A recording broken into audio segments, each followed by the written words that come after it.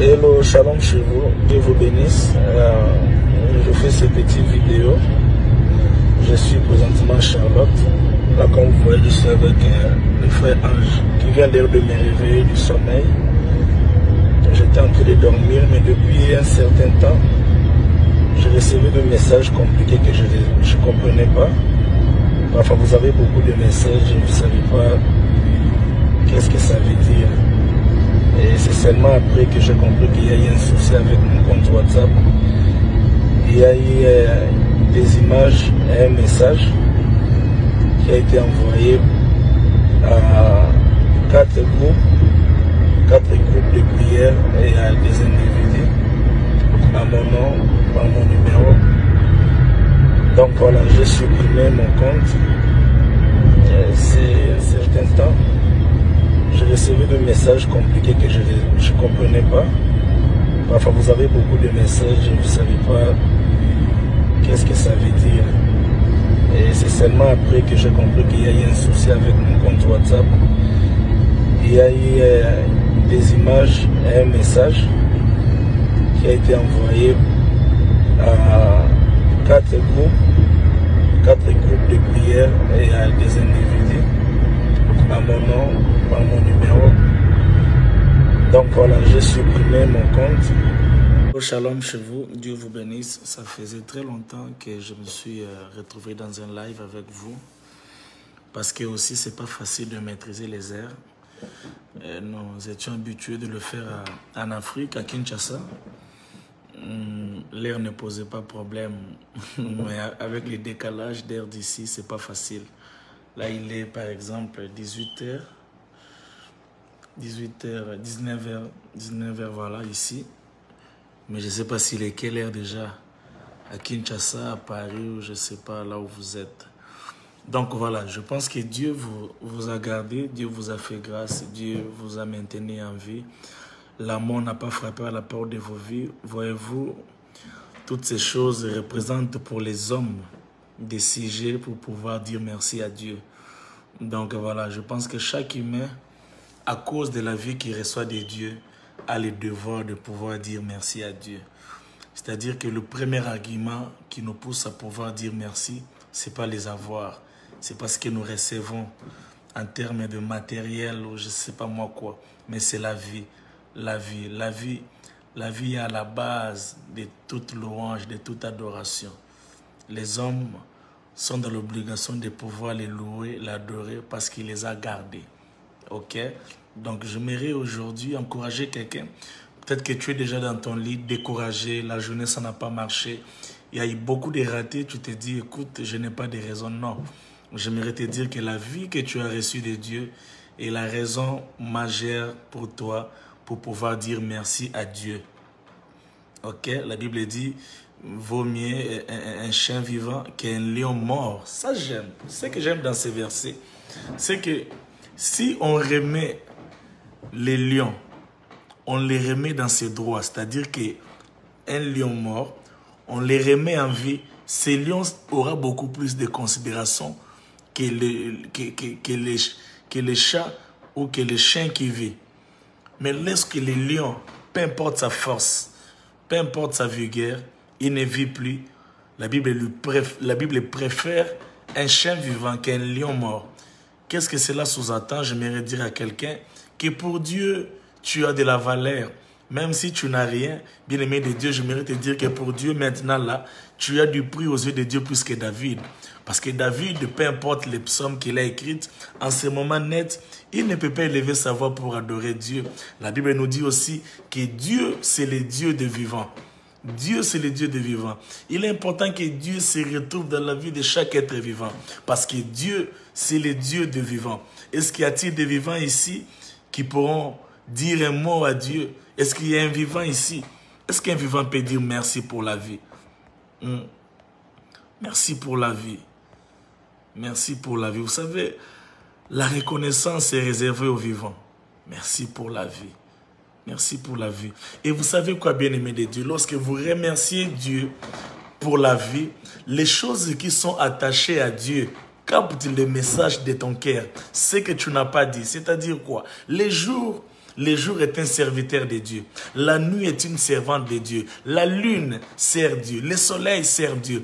Toutes ces choses qui servent Dieu, lorsque ces choses voient que tu es reconnaissant à Dieu, malgré les ratés, le manqué de ta vie, ces choses captent le message.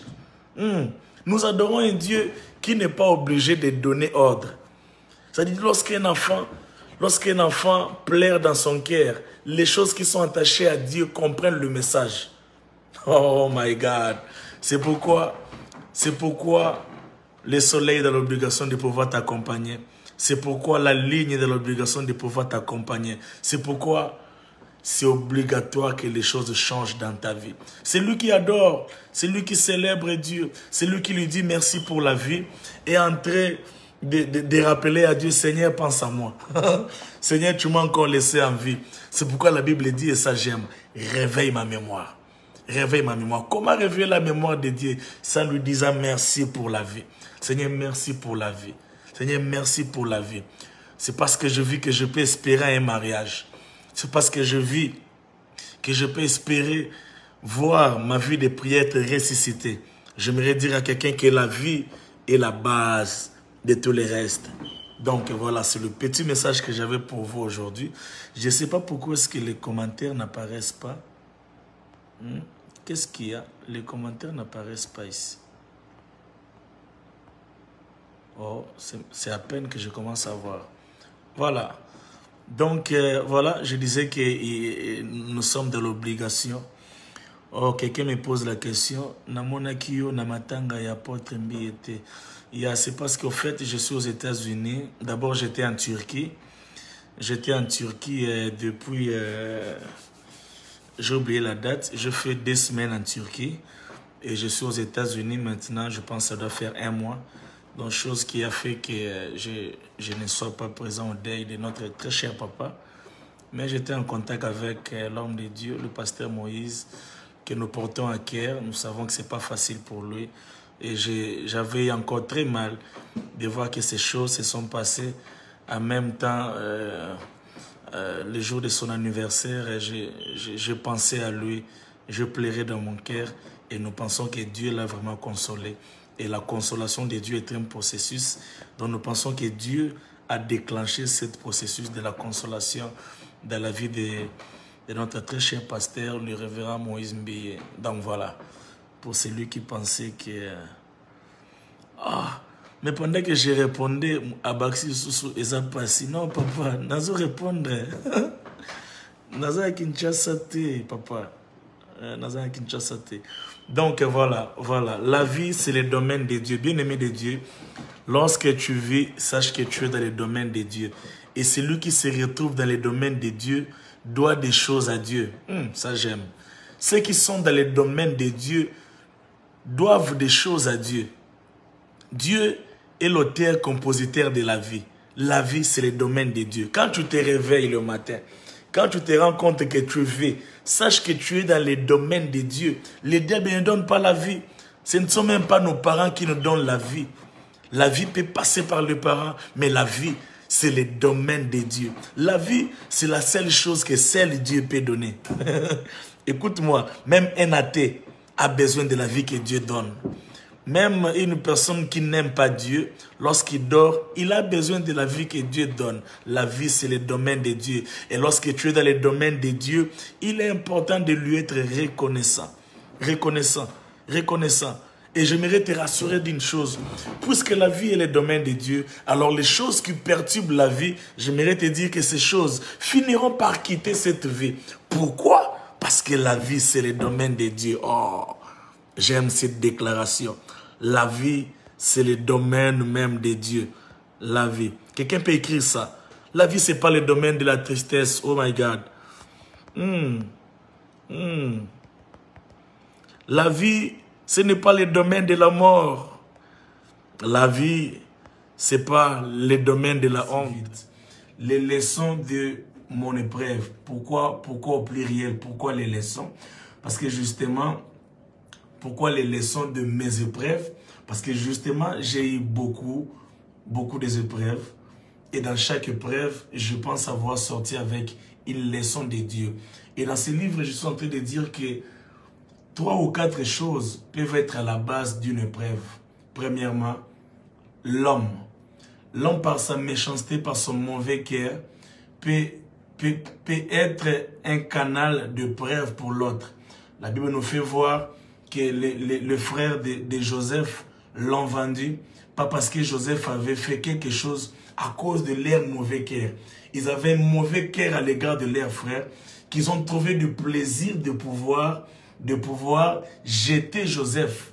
Ils l'ont jeté à cause de leur mauvais cœur. Mais j'aime ce que la Bible nous dit, que Joseph dit à ses frères à la fin, il dit, vous avez médité de me faire du mal, mais Dieu l'a changé en bien. Ça dit que même lorsque l'homme est à la base de ton épreuve, j'aimerais te dire qu'il y a Dieu dedans. Il y a Dieu dedans. Ce que j'aime avec lorsque Dieu est dedans, c'est que Dieu s'arrange pour que l'homme ne voie pas quand est-ce que Dieu entre. Vous savez, ceux qui nous font du mal, heureusement, qui ne voient pas par où Dieu est entré. Ceux qui sont en train de t'insulter n'ont pas vu quand est-ce que Dieu est entré. J'aimerais te dire que dans ton problème, Dieu est dedans. Dans ta honte, Dieu est dedans. Bien-aimé de Dieu, cette épreuve, tu ne traverses pas seul. Dieu est avec toi. Il permettra qu'à ce que tu sortes de cette épreuve avec un chant nouveau. Il permettra qu'à ce que tu sortes de cette épreuve avec un chant de gloire. Dieu est dedans. Et lorsque Dieu s'infiltre, les hommes ne voient pas. Les hommes ne voient pas. Il était dans le problème de Joseph. Il est entré, et ce que j'ai aimé, il a apporté la gloire. Oh mon Dieu, il a apporté la royauté. Il a apporté des choses extraordinaires. Mais lorsque Dieu entre, le méchant ne le voit pas. Et Dieu a prévu que les choses soient comme ça. À chaque fois qu'il fait son entrée, il prévoit que l'homme ne le voie pas. À chaque fois qu'il fait son entrée, voilà pourquoi, bien-aimé de Dieu, tu auras souvent comme l'impression que c'est fini pour toi. Oui, parce que lorsque Dieu entre, il ne prévoit que les hommes ne le voient pas. J'aimerais te dire que tu es en train de pleurer, tu penses que c'est fini pour toi. Dieu s'est infiltré. Donc l'homme peut être à la base d'une épreuve. L'homme peut être à la base de ma honte.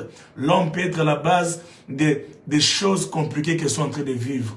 Deuxièmement, je parle du diable. Bien-aimé de Dieu, dans la Bible, j'aime cette histoire. Le diable prend le courage d'aller négocier avec Dieu concernant un élu de Dieu, concernant un adorateur qui s'appelait Job. Vous connaissez cette histoire. Le diable lui dit, Dieu, écoute, tu penses que celui-ci t'aime, mais j'aimerais te dire, j'aimerais te choquer, Dieu. Celui-ci ne t'aime pas. Il t'aime à cause de ce que tu as fait de lui, à cause des richesses, à cause de biens. C'est pourquoi Dieu, et vous savez, je vais vous révéler quelque chose. Vous savez, pour le diable, le fait que Dieu avait dit au diable de ne pas toucher à l'âme de Job, pour le diable, c'était déjà un échec. Parce que le diable n'a qu'à faire avec le fait que Job ait de blessures. Non, non, non, non, non. L'objectif du diable dans un problème, c'est de t'achever, c'est de te finir. Le diable ne blague pas dans un problème. Lorsqu'il t'amène un problème, son objectif est clair. Te finir, te supprimer de la terre. Il ne voudra pas que tu vives longtemps. Il ne voudra pas que tu sortes vivant. Parce que même pour sortir vainqueur dans un problème, il faut avoir la vie. Donc le diable combat la vie que Dieu investit en nous.